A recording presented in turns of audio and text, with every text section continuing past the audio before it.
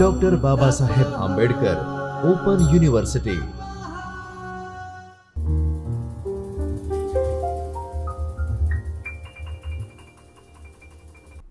નમસ્કાર વિદ્યાર્થી મિત્રો, ડૉક્ટર બાબા સાહેબ આંબેડકર ઓપન યુનિવર્સિટીના department of library and information science તરફથી assistant professor doctor Geeta Pandya આપનું સ્વાગત કરું છું. આજે આપણે master of library and information સાયન્સના ઇલેક્ટિવ 101 ગ્રંથાલય સામગ્રીની જાળવણી અને સંરક્ષણમાં પાર્ટ 2માં યુનિટ 6 પર્યાવરણના પરિબળો વિશે આપણે ભાગ 3 વિશે ચર્ચા કરીશું. આ અગાઉ આપણે પાર્ટ 1 અને 2 વિશે ચર્ચા કરેલી, એટલે પર્યાવરણની અંદર જુદા જુદા પ્રકારની અસર થાય છે એની ભાગ 1 અને 2ની અંદર આપણે માહિતી મેળવી. આજે આપણે ભાગ 3ની અંદર માહિતી મેળવીશું. હવે તેની અંદર આપણે અગાઉ ઉદ્દેશ્યો, પ્રસ્તાવના, સંરક્ષણની સમસ્યાઓ, ગ્રંથાલય સામગ્રીના સ્વરૂપો, કાગળ, પુસ્તક રચનાના મુખ્ય અંગભૂત ઘટક, પુસ્તકના અન્ય અંગભૂત ઘટકો, દ્રશ્ય શ્રાવ્ય ટેપ્સ અને ડિસ્ક, ચિત્રપટો અને છબીઓ, દ્રશ્ય શ્રાવ્ય સામગ્રીની સંબંધિત સમસ્યાઓ અને ભૌતિક બગાડ કરનારા વિકૃત કરનારા કારણો વિશે આપણે અગાઉ ચર્ચા કરી છે. આજે આપણે તાપમાન, એનું પ્રકાશ અને અંધારું, હવામાનમાં ભેજ અને ભીનાશ, પાણી, ધુમાડો, ધૂળ અને ગંદકી, પ્રદૂષિત હવા, પર્યાવરણના નિયંત્રણો અને ભવન અને પ્રકાશ, તાપમાન, ભેજ અને ભીનાશ અને ભવનની સંભાળ, આ બધા વિશે આપણે આજે ચર્ચા કરીશું. આ તાપમાન, હવે તાપમાન શું છે? ગ્રંથાલયની અંદર તાપમાન બહુ જ મહત્ત્વનો ભાગ ભજવે છે. પુસ્તકો એ કાગળ છે અને કાગળની અંદર તાપમાનની અસર બંને રીતે થાય છે. ભેજવાળું વાતાવરણ હોય કે વધારે પડતો તાપ હોય તો આ બંનેની અસર પુસ્તકોના બાંધકામ અને એના કાગળની ઉપર પડતી હોય છે. હવે તાપમાન જો 5 સેન્ટીમીટર શિયાળામાં 45 ડિગ્રી કે સેન્ટીમીટર તાપમાન ભારતમાં ઘણી જગ્યાએ વધારે અનુભવાય છે. હવે આ પ્રકારના તાપમાનની વધઘટ ગ્રંથાલય સામગ્રીના ભૌતિક સ્વરૂપને ખૂબ જ અસર કરે છે. ઊંચું તાપમાન અથવા વધારે પડતી ગરમી સાથે ભેજનું પ્રમાણ નીચું હોય તો કાષ્ટક રેસાઓ સુકાઈ જતા હોય છે અને કાગળ પીળાશ પડતો થઈ જાય છે અને બરડ પણ બની જાય છે. સેલ્યુલોઝ રેસાઓ છૂટા પાડીને કાગળ, કપડું, લિનન અને ચામડું એ ભૌતિક બગાડનું કારણ બને છે. ગરમી એ ફોટોલિસિસ, હાઇડ્રોલિસિસ અને ઓક્સિડેશન ગતિમાન બનાવે છે. ફિલ્મ અને ટેપોની ધારો વળી જાય છે અને એની સાથે બરડ પણ થઈ જાય છે. ઊંચી માત્રાવાળી શક્તિશાળી ગોળાઓ વધુ પડતી ગરમી ઉત્પન્ન કરે છે. ઊંચા તાપમાન સાથે ઊંચા ભેજનું પ્રમાણ પણ કાષ્ટક રેસાઓને પાણી આપે છે અને ભીનાશ, ઓક્સિડેશન અને ફોટો સંયોજન સાથે રાસાયણિક પ્રક્રિયા થઈ અને એના ઘટક તત્વને બગાડ કરે છે. ગરમી દ્વારા અનેક પ્રક્રિયામાં ગરમી પેદા થાય છે. તેમાં લેહ, તાંબુ અને બીજી અશુદ્ધિઓ હંમેશા કાગળમાં જણાતી હોય છે. ફિલ્મો, ફોટાઓ, રેકોર્ડ, આ બધી વસ્તુને અસર કરે છે. હવે આપણે જોઈએ છે કે ભારતની અંદર મોટે ભાગે ગરમીનું પ્રમાણ વધારે રહે છે. ચોમાસાની અંદર ભેજનું પ્રમાણ વધારે રહે છે અને શિયાળાની અંદર ગરમી કરતાં ઠંડી ઓછી પડે છે. પરંતુ ત્રણેય વસ્તુને અસર કરે, ત્રણેય ઋતુની અંદર ધીરે ધીરે પુસ્તકો, સામયિકો કે માઇક્રોફિલ્મ, ફિશ, આ બધાની ઉપર દરેક પ્રકારનું તાપમાનની અસર થાય છે. હવે આ તાપમાનની અસર થાય એની સાથે સાથે ગ્રંથાલયની સાચવણી કેવી રીતે કરવી એ એટલું જ મહત્ત્વનું અને અગત્યનું છે. હવે પ્રકાશ અને અંધારું.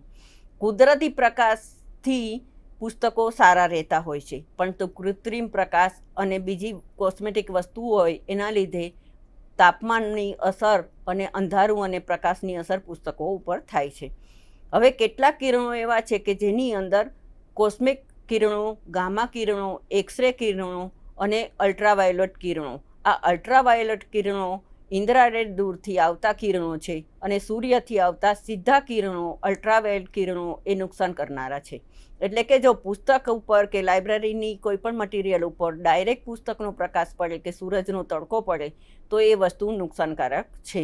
હવે કુદરતી અને કૃત્રિમ પ્રકાશને ચિત્રો, નકશાની સહાય, રંગો, રસાયણો, રંગોને નુકસાન થતું હોય છે. પ્રત્યાઘાતી અસર પછી સેલ્યુલોઝ ઉપર તે હુમલો કરે છે અને સૂક્ષ્મ કણોની શૃંખલા અને કાગળને નબળો પાડે છે. હવે રોઝિન એટલે કે રાડ, ગુંદર, લેનિન, લોહ, એલ્યુમિનિયમ અને આંખ આપવા માટે અન્ય પદાર્થો જે પ્રકાશ દ્વારા ઘણું વધુ પ્રમાણમાં નુકસાન કરતા હોય છે. અંધારું ઓછો પ્રકાશ સંગ્રહ વિસ્તારને ઈજાગ્રસ્ત અને નુકસાન અને ભેજ શોષાને પોષણ આપે છે. પ્રકાશમાં રહેલા તેના ગરમીના ઘટકને કારણે કેટલેક અંશે થોડી ભીનાશ જતી હોય છે અને તે ફૂગને વૃદ્ધિ. હવે જો વધારે પડતી ભીનાશ હોય તો ફૂગમાં વૃદ્ધિ થાય છે અને જો તડકો સાથે હોય તો ફૂગ વૃદ્ધિને અટકાવે છે. એટલે કે સંતાયેલા જંતુઓ અને સૂક્ષ્મ કીટકોને તેના ખૂણામાંથી બહાર કાઢે છે. અંધારા જૈવિક દુશ્મનોની વંશવૃદ્ધિ માટે પરિસ્થિતિનું સર્જન કરે છે. હવે આપણે સ્લાઇડની અંદર જોઈ શકીએ છીએ કે સૂરજનો તડકો જો ત્રાંસો આવતો હોય પુસ્તકાલયમાં તો એ નુકસાન કરતું નથી, એટલે કે સીધો પુસ્તક ઉપર પડતો નથી, એ સરફેસ ઉપર પડે છે અને એના લીધે પુસ્તકના રંગ, કાગળ કે પૂઠું એને ડાયરેક્ટ અસર કરતું નથી. જો ગ્રંથાલયનું તમારું બાંધકામ અને સૂર્યપ્રકાશ એવી રીતે રાખો કે જેને લીધે ડાયરેક્ટ પુસ્તક ઉપર સૂરજનો તડકો ના આવે. એટલે આપણે આકૃતિમાં જોઈ શકીએ છીએ કે જો આ ગ્રંથાલયની અંદર આવી રચનાથી સૂર્યપ્રકાશ આવતો હોય એવું તમારું પુસ્તકની ગોઠવણી કે પુસ્તકનું બાંધકામ એવી રીતે કરવામાં આવે કે જે પુસ્તકનો ઉપર ડાયરેક્ટ તડકો ના પડે, પ્રકાશ પણ આવે, અંધારું પણ ના રહે અને સૂર્યપ્રકાશ આવવાની સાથે સાથે ફૂગ જેવા કીટકો અને રજતમીન જેવી વસ્તુઓ જલ્દીથી થતી નથી અને થાય તો પણ ઓછા પ્રમાણમાં થાય છે. એટલે કે તમારી પુસ્તકાલયની ગોઠવણી અને પુસ્તકાલયનું ભવનનું બાંધકામ જો સારી રીતે હોય તો પછી હવા અને પ્રકાશ આવે છે, અંધારું નથી થતું. અને જો અંધારું હોય, હવા પ્રકાશ ઓછો આવે તો આપણે જોયું તેમ કોઈ પણ ફૂગ વધારે વૃદ્ધિ પામતી હોય છે. એની સાથે સાથે રજતમીન ને ઝીણા વંદા આ બધું થવાની શક્યતા વધારે રહેલી છે. હવે હવામાનમાં ભેજ અને ભીનાશ કે કાગળમાં લવચિકતા રાખવા માટે કેટલાક પ્રમાણમાં ભેજ આવશ્યક હોય છે. ઝાકળનો ભેજ હોય એ ભૌતિક બગાડનું કારણ બને છે. એટલે કે ભેજ જરૂરી છે પણ એટલો બધો નહીં, એટલે વધારે પડતો સૂરજનો તડકો આવે તો પાના પુસ્તકના બરડ થઈ જાય છે અને થોડા પ્રમાણમાં ભેજ જરૂરી છે. પરંતુ જો ઝાકળનો ભેજ હોય તો એ બગાડ કરી શકે છે અને તેથી સૌથી વધારે ખરાબ પરિસ્થિતિ ઊભી થતી હોય છે. વિવિધ પ્રકારના રાસાયણિકમાં નુકસાન અને જૈવિક હાનિ એ વિનાશનું મૂળ છે. ભીનાશ કાગળને પોચો પાડે છે અને કાગળની ત્વચાને નબળી પાડે છે. સેલ્યુલોઝ રેસાની મજબૂતાઈ એ ગુમાવે છે અને વિઘટન કરી દે છે. ભીનાશના કારણે લઈને ફિલ્મનું જિલેટિન, ટેપનો અવાજ પણ નબળો પડે છે અને બગડી જતો હોય છે. ભૂંગળાવાળી ફિલ્મ પટ્ટીઓ અને માઇક્રોફિશ જ્યારે ભીનાશયુક્ત પરિસ્થિતિના સંપર્કમાં આવવાથી એકબીજાની સાથે ઘણીવાર ચોંટી જતી હોય છે. પરિસ્થિતિને કારણે ફૂગ અને ફૂગ જેવા જીવાતોની વૃદ્ધિ પામે છે. કાંજીવાળા ઘટકોને લીધે સેલ્યુલોઝ રેસાઓ, ચીકણા પદાર્થ અને ગ્રંથબાંધણીની સામગ્રીને પ્રલોખને વાંચી ન શકાય તેવું ભારે નુકસાન કરતા હોય છે. ભીનાશ સાથે ધૂળના રજકણો સંપર્કમાં આવવાથી ભૌતિક અને રાસાયણિક નુકસાન કારણ બનતું હોય છે. એટલે કે ભેજ આવે છે, એટલે કે પુસ્તકની પેજ ઉપર ભેજ આવે કે પૂઠા ઉપર ભેજ આવે તો એની સાથે લઈ કે ગુંદર આ બધી વસ્તુ ચોંટાડવામાં આવતી હોય છે. એની અંદર જીવાત થવાની શક્યતા રહે છે, ફૂગ થવાની પણ શક્યતા રહે છે.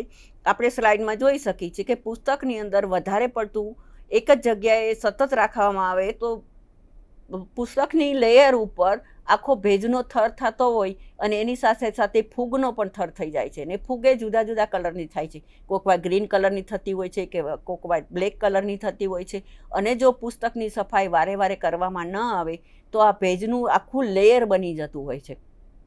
એટલે કે હવામાનમાં ભેજ અને ભીનાશ એ જો લાંબો સમય સુધી પુસ્તકને એક જ જગ્યાએ પડ્યું રાખવામાં આવે અને એની ઉપર સફાઈ કરવામાં ન આવે તો તમે આકૃતિમાં જોઈ શકો છો એ પ્રમાણે એટલું બધું વધારે પ્રમાણમાં ફૂગનું પ્રમાણ વધી જતું હોય છે.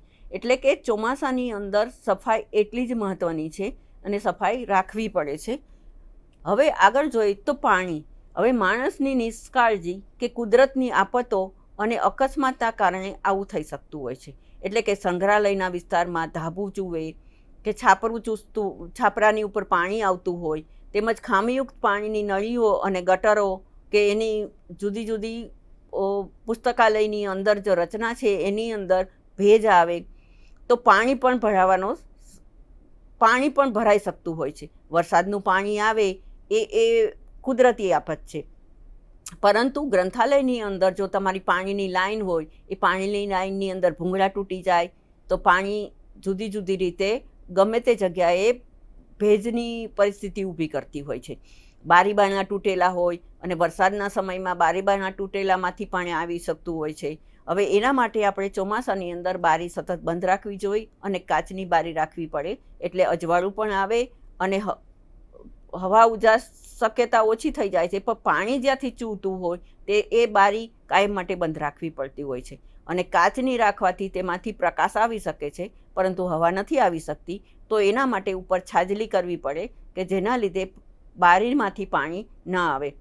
હવે પાણી રૂમની અંદર આવી શકે છે, દિવાલ ઉપર પણ પાણી આવી જાય છે, ભોંયરાની અંદર પણ પાણી આવતું હોય છે. તો ભોંયરાની અંદર કબાટ એના ઊંચા ઘોડા રાખવા જોઈએ, જેના લીધે વરસાદી પાણી આવે તો તમારા પુસ્તકો પલળે નહીં અને પુસ્તકના પૂઠા ઉપર પણ ન લાગે. હવે જો પૂઠાની ઉપર લાગે છે તો આપણે અગાઉ જોયું તેમ ફૂગનું પ્રમાણ વધી જાય છે, અથવા રાચરચીલું અને સાધન સામગ્રી પણ વરસાદના પાણીથી બગડી જતી હોય છે અને ભવનને ભારે નુકસાન થતું હોય છે. હવે જો સમયસર પગલાં લેવામાં ન આવે તો આવી રીતે આકસ્મિક રીતે જે પાણી આવેલું છે કે વરસાદને કારણે પાણી આવે, વાવાઝોડું કે પૂર અને વંટોળિયાને લીધે નુકસાન થતું હોય, તો આ વાતાવરણ લાંબો સમય સુધી હવાના દબાણમાં ઘટાડો થવો, આ બધું કુદરતી આફત છે.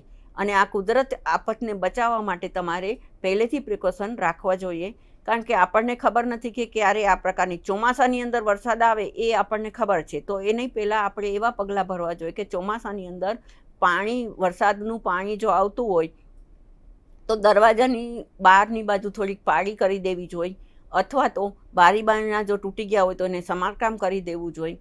અને જુદી જુદી રીતે પાણી આવતું હોય, ધારો કે પાણીની લાઈન છે, નળની લાઈન છે કે પાણીની લાઈન હોય, એ તમારી તૂટી જતી હોય તો એને તાત્કાલિક રિપેર કરાવવી પડે. અને વરસાદના પાણીની સાથે સાથે લાઇબ્રેરીની અંદર એટલે કે ગ્રંથાલયની અંદર જે લાઈનો છે એનું પાણી પણ દિવાલમાં ન લાગે એનું ધ્યાન રાખવું પડે છે. અને આ પાણીને લીધે પુસ્તકાલયની અંદરનું મટીરિયલ, સરસામગ્રી અને પુસ્તકો અને એ સિવાયની અન્ય સામગ્રી પણ બગડતી હોય છે, એટલે એના માટે પહેલેથી ધ્યાન રાખવું પડે છે. હવે ધુમાડો.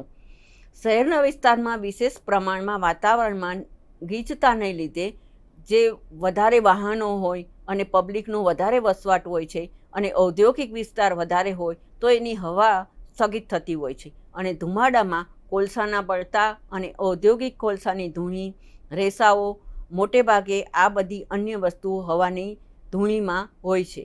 કોલસો અને બળતણ, તેલ, ગેસ અને પ્રાણવાયુની સાથે મિશ્રિત બધા જુદા જુદા વાયુ થતા હોય તો એના પ્રમાણે વધારે ધુમાડો ઉત્પન્ન થતો હોય છે.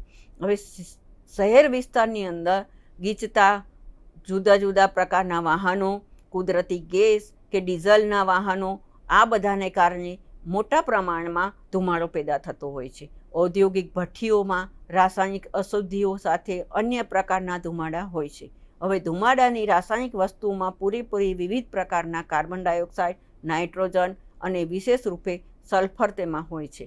અને સલ્ફર ડાયોક્સાઇડ અને ગ્રંથાલય સામગ્રીને નબળું પાડતું ઘટક છે.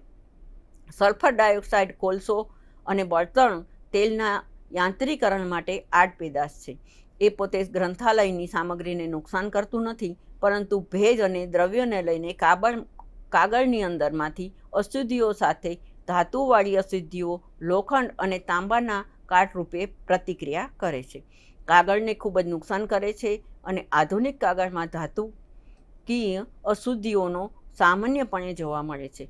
કાર્બન અને ઓક્સાઇડ અને નાઇટ્રોજન એ સેલ્યુલોઝના પ્રમાણને બગાડતું ઓક્સિડેશન દ્વારા થાય છે. હવે કોઈ પણ પ્રકારનો ધુમાડો હોય, એ ઔદ્યોગિક વસ્તુનો હોય, કોલસાનો હોય કે કોઈ પણ પ્રકારના વાયુનો હોય, તો એ જુદી જુદી રીતે પુસ્તકોને નુકસાન કરે છે. હવે જો ધુમાડાથી ઘણી વખત પુસ્તકને તો નુકસાન કરે છે, ભેજનું પ્રમાણ વધારે છે, એની સાથે સાથે કોઈ પણ ધાતુવાળી વસ્તુ હોય એની અંદર કાટ લાગી શકતો હોય છે. એટલે કે કોઈ પણ વસ્તુની અંદર કાટ લાગવાથી એની આયુષ્ય મર્યાદામાં ઘટાડો થાય છે. એટલે કે ધુમાડો પુસ્તકાલયની જુદી જુદી વસ્તુને કેવી રીતે નુકસાન કરે છે અને એના માટે ધુમાડો ના આવે એના માટે જુદા જુદા ઉપાયો અજમાવવા જોઈએ. હવે ધૂળ અને ગંદકી. જ્યારે ધૂળ એ ખૂબ જ ભેજ અને ઝાકળ સાથે મિશ્રિત આવે છે ત્યારે અંશો ગંદકીમાં પરિવર્તન થતા હોય છે. તેની સપાટી ઉપર ચોંટી જાય છે અને અંશો તેમાંથી પૂરેપૂરા ડાઘ દૂર થતા નથી. ધૂળ અને ગંદકીના અંશો ખાસ કરીને સલ્ફર કમ્પાઉન્ડની પ્રક્રિયા દ્વારા નુકસાન કરતા હોય છે. ધૂળ અને વાતાવરણના એસિડની પ્રક્રિયા દ્વારા ગંદકીને આકર્ષે છે. આથી એમાં રાસાયણિક બગાડ પેદા થાય છે અને ધૂળ અને ગંદકીને લઈને પુસ્તકના પૃષ્ઠો બેરંગી બનતા હોય છે. સૂક્ષ્મજીવોને પેદા કરવામાં તે મદદ કરે છે. ધૂળ અને ગંદકી સંયુક્તપણે કાગળના સેલ્યુલોઝ રેસાઓને ઢીલા પાડી દે છે.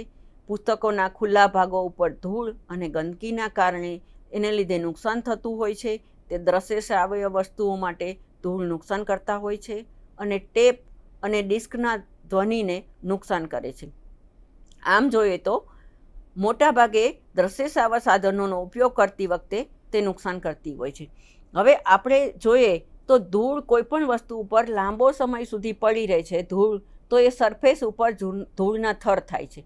હવે ધૂળના થરની સાથે સાથે વાતાવરણમાં જે ભેજ હોય છે એ ભેજના કારણે એ સરફેસ ઉપર ધૂળ જામી જતી હોય છે. હવે આ જામેલી ધૂળ જુદી જુદી રીતે નુકસાન કરે છે. એની અંદર બેક્ટેરિયા પણ પેદા થતા હોય છે અને જામેલી ધૂળ કાટ પણ ઉત્પન્ન કરતી હોય છે અને આ ધૂળને લીધે ભેજના કારણે પુસ્તકોના પાનાઓ પણ ખરાબ થઈ જાય છે અને આની સાથે સાથે જુદા જુદા કલરમાં રૂપાંતર થતું હોય છે. જે સફેદ કલરના પુસ્તકોના પાના કોઈક વખત પીળા થઈ જાય છે, કોઈક વખત કાળા પણ થઈ જતા હોય છે અને એના અક્ષરોને પણ ધૂળ અને ગંદકી અસર કરે છે. એટલે કોઈ પણ વસ્તુ વાંચવા લાયક નથી રહેતી.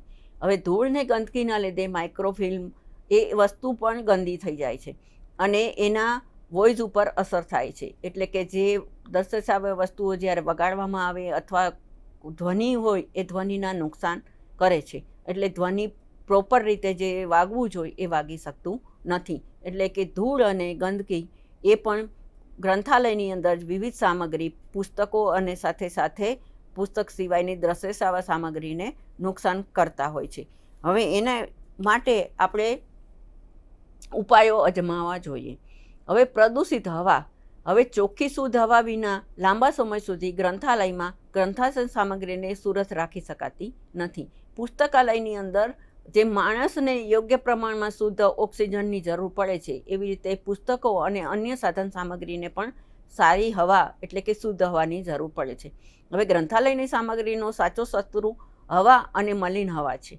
આ બધું હવામાં પ્રદૂષિત સર્જે છે. હવાની અશુદ્ધિઓ અને પ્રદૂષિત હવાના સ્ત્રોતોને કારણે મુખ્યત્વે કરીને sulphur dioxide, hydrogen sulphide, ammonia, nitrogen અને ડાયોક્સાઇડ, કાર્બન ડાયોક્સાઇડ, ઘટ્ટ પ્રાણવાયુને કારણે ગ્રંથાલય સામગ્રીને નુકસાન કરે છે. ઔદ્યોગિક પ્રવૃત્તિઓ દ્વારા હાઇડ્રોજન સલ્ફાઇડ મિશ્રિત હવા જે ઉત્પન્ન થાય છે અને ઔદ્યોગિક ગેસ અને શહેરની પ્રવૃત્તિમાં જૈવિક પ્રવૃત્તિ દ્વારા કચરો પણ ઊભો થતો હોય છે. ગ્રંથપંથણીની અંદર જે સામગ્રી છે જેવું કે ચામડું, જિલેટીન, ગુંદર, રાળ એ બધાને પ્રભાવિત થઈ અને ભેજવાળા વાતાવરણના કારણે પ્રદૂષિત વાયુવાળા વાતાવરણને નુકસાન કરે છે.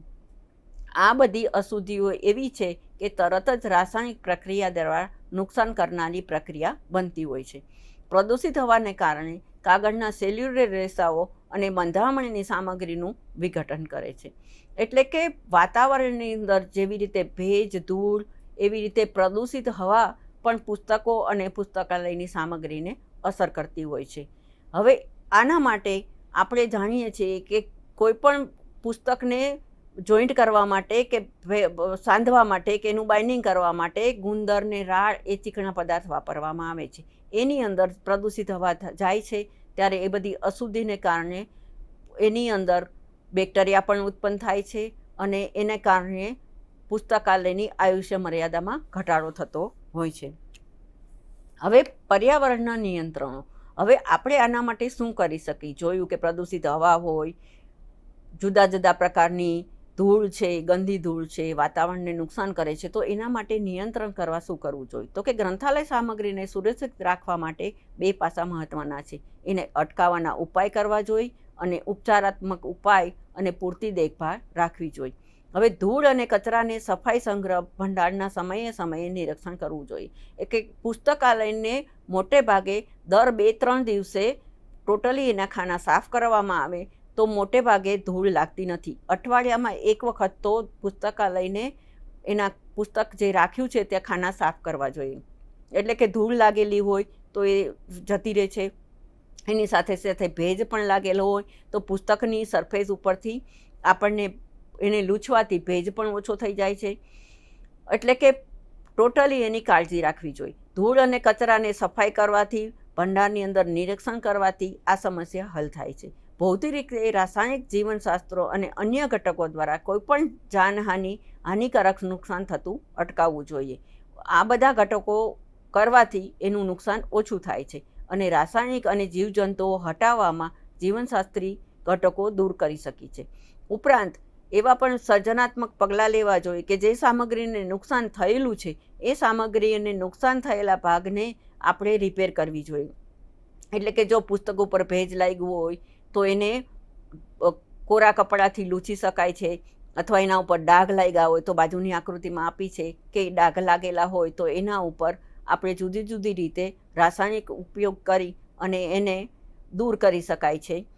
અને એ સિવાય નાનું મોટું સમારકામ કરવાની જરૂર પડે તો એ સમારકામ કરી અને પુનઃસ્થાપન પણ કરવું જોઈએ. હવે તેજાબીકરણ, જે બાજુની આકૃતિમાં તમને દેખાય છે કે તેજાબીકરણની અંદર કોઈ નાના બ્રશ વડે આપણે એને અમુક પ્રકારના રાસાયણિકનો ઉપયોગ કરી અને ડાઘા દૂર કરવા માટે કરી શકીએ છીએ. ફ્યુમિગેશન પણ કરી શકો છો. લેમિનેશન પણ કરાવવી જોઈએ કે પુસ્તકની સરફેસ ઉપર વારે વારે જે કાયમી સંદર્ભ ગ્રંથ છે એને બહુ જૂના પુસ્તકો હોય તો એને લેમિનેશન કરી નાખવું જોઈએ. એટલે કે જુદા જુદા રીતે સમારકામ કરી શકો છો. અને એની સાથે ફ્યુમિગેશનની ચેમ્બર, જે એનો ઉપયોગ કરી અને ફૂગ લાગેલી હોય કે વધારે પડતો ભેજ લાગેલું હોય અને જુદી જુદી માઇક્રોફિશ અને અમુક પ્રકારના જીવાણુ થયેલા, બેક્ટેરિયા થયેલા હોય તો ફ્યુમિગેશન ચેમ્બરની અંદર એને થોડોક ટાઈમ રાખી અને આ વસ્તુ દૂર કરી શકાય છે. એટલે કે નુકસાન પામેલા હોય એ પ્રલેખોને ભૌતિક રીતે ઉપયોગમાં લઈ શકી તેવું આપણે નિદાનાત્મક પગલાં લેવા જોઈએ અને એની સાથે સાથે એ પુસ્તકોને અલગ રીતે મૂકવા જોઈએ જેથી બંને પુસ્તકો અલગ રહી શકે. હવે પુસ્તકાલયની ભવન કે પર્યાવરણના નિયંત્રણમાં અંશતઃ ભવનનો આયોજન અને નિર્માણથી શરૂ થાય છે. ભવનનું સ્થળ તે મોટી રેતી ઉપર બાંધવાનું, એટલે કે એવી રીતે બાંધવું જોઈએ કે જેને લીધે ભવનના પર્યાવરણની ગોઠવણી અને અમુક પ્રકારના બીજા પરિવારોને અસર ના થાય. ગ્રંથાલય ભવનની અંદરની બાજુના પર્યાવરણ પણ ખાસ અસર થતી હોય છે. ગ્રંથાલયનું મકાન જૂનું પુરાણું હોય અને એ જૂના પુરાણા મકાનને રિપેર કરાવવું પડે તો એ રીતે પણ કરાવી શકાય, પુનઃ બાંધકામ કરાવી શકાય અને પર્યાવરણની નિયંત્રણની સુવિધા પૂરી પાડવી જોઈએ. મકાન, મેદાન કે ભોંયરાના તળિયામાં જંતુનાશક પ્રયોજન પણ કરવા જોઈએ. બારી બારણા સારી રીતે અને ઝીણી જાળી અથવા તારની જાળીઓથી રાખવા જોઈએ. મકાનને અવારનવાર સફેદ ચૂનાથી ધોળાવવા જોઈએ જેને લીધે ભેજ ઓછો થઈ શકે છે. હવે પુસ્તકાલયને કરવા માટે જે રેર પુસ્તકો છે, જે બાજુના સ્લાઇડની અંદર બતાવી છે કે કાચની કેબિનમાં અમુક પ્રકારના પુસ્તકો ગોઠવવામાં આવે તો એ પુસ્તકોને ભેજ નથી લાગતો, ધૂળ નથી લાગતી, બહારના હવાની વાતાવરણની અસર નથી થતી, પરંતુ એ થોડું મોંઘું હોવાથી બધા જ ગ્રંથાલયને પોસાઈ શકતું નથી. એટલે કે આ બધી વસ્તુ મોટા ગ્રંથાલયો અને જેનું બજેટ વધારે હોય એને આ કરી શકાય છે.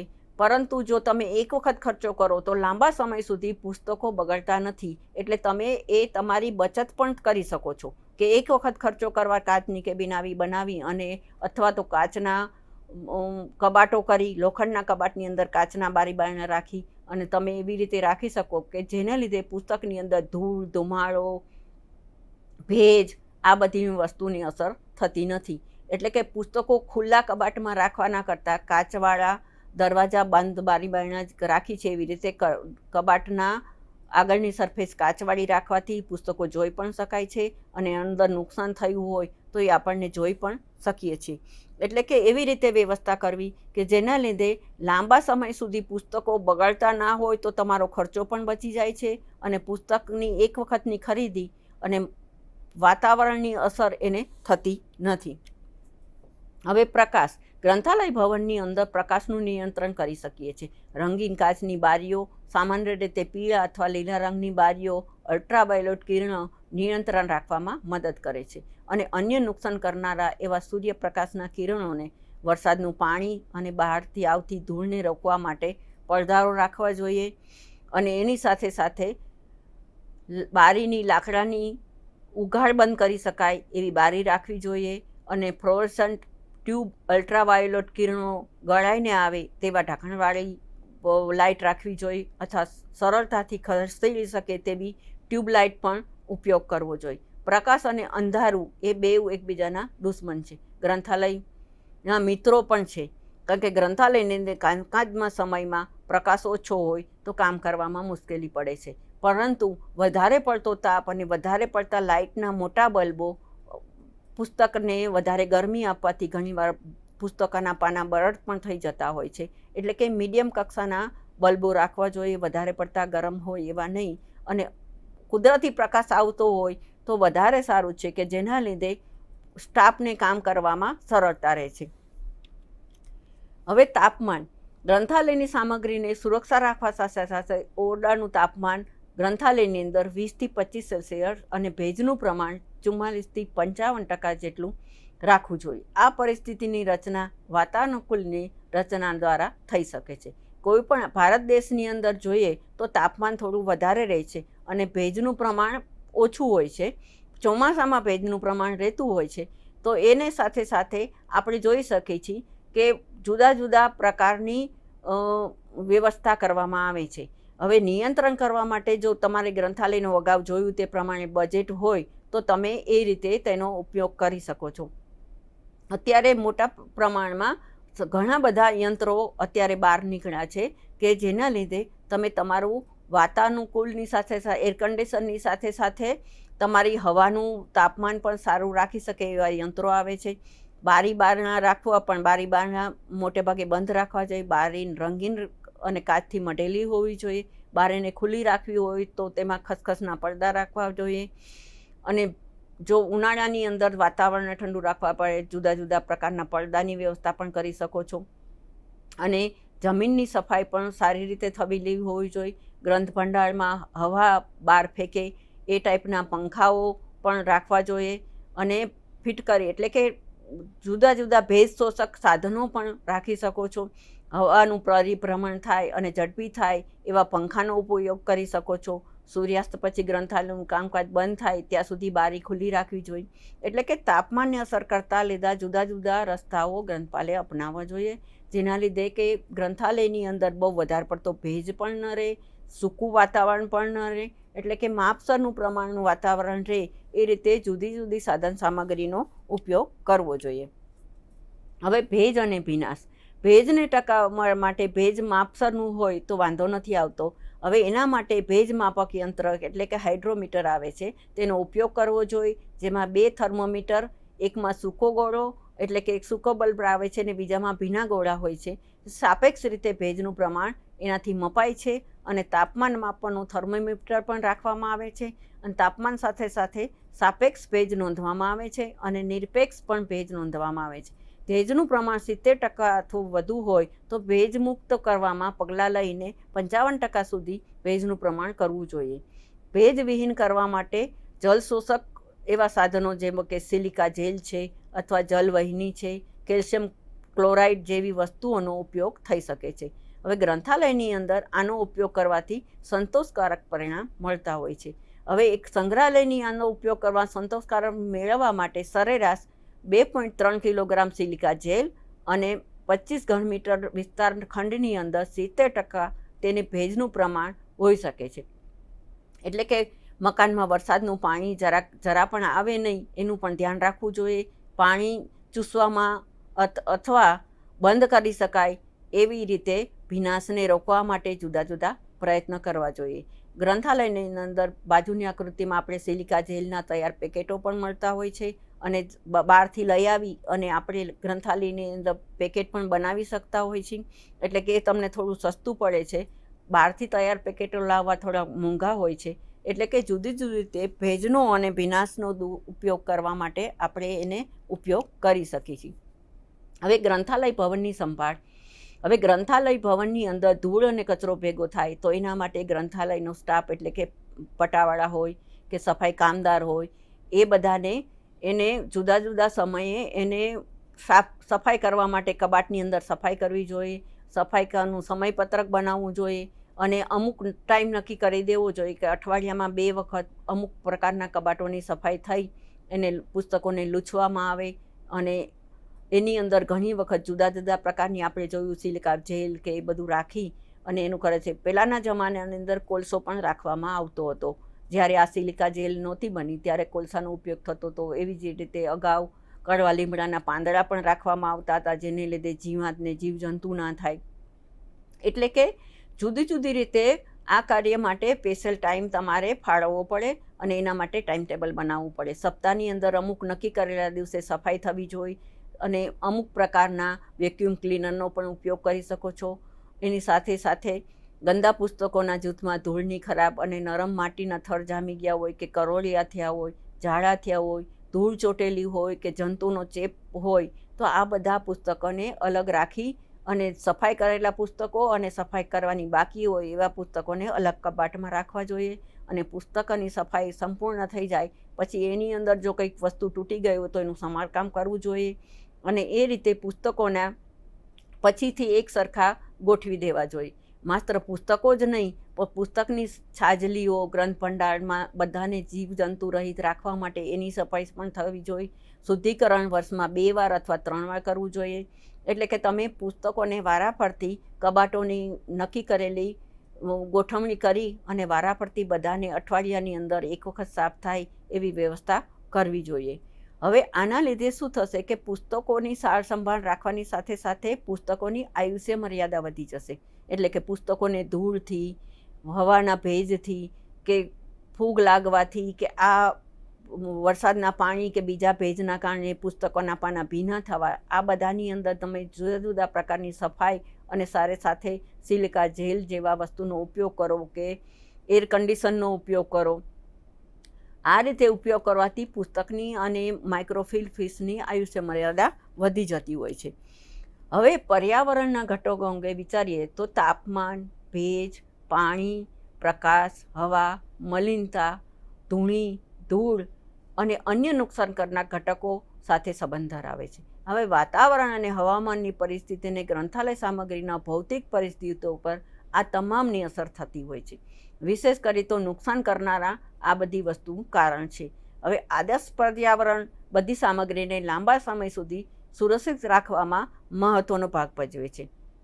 હવે કોઈ પણ ઈજારૂપ થઈ છે કે નુકસાન થયું છે એ વસ્તુને ઘટકને અટકાવવા માટે પગલાઓ લેવા જોઈએ અને આ ગરમી, પ્રકાશ, ભેજ અને ભીનાશ, દૂષિત હવા વગેરે વિશે સમજણ આપી અને ગ્રંથાલયના સ્ટાફને માર્ગદર્શન આપવું જોઈએ. આ બધી પરિસ્થિતિના તરત ઉપાય કરવા જોઈએ. આ એકમમાં 2 પ્રકારના ઉપાયો અંગે ચર્ચા કરેલી છે કે જેને અટકાવવાના ઉપાય છે, નિદાનાત્મક સુધારણા ઉપાય છે. આ 2 ઉપાય નુકસાન થયેલા પ્રલેખને મૂળ ભૌતિક સ્થિતિમાં પૂર્વવત ઉપયોગમાં લઈ શકાય છે. આ બધી વસ્તુ ગ્રંથાલયને કરવી બહુ જ મહત્ત્વની છે. વિદ્યાર્થી મિત્રો, તમને હવે ખ્યાલ આવી ગયો હશે કે પુસ્તકાલયની અંદર આપણે શું શું કરવું જોઈએ. તમે મને સાંભળી એના માટે આપનો આભાર. હવે ફરી મળીશું. સ્વાધ્યાયઃ પરમઃ